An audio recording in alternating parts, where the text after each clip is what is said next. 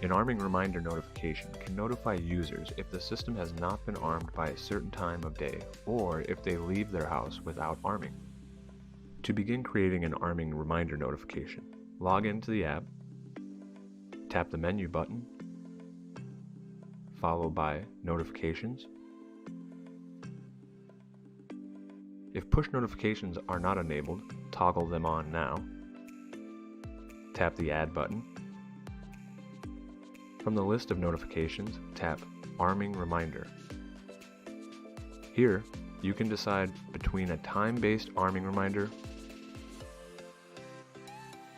or a geofence that uses your smartphone's location to send reminders.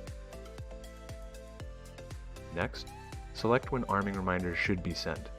They can be sent either every day or only on selected days. Tap Add Recipient to choose who should receive the notification and how it will be delivered. We recommend using a push device that would allow you to arm the system from the notification. Finally, tap Save.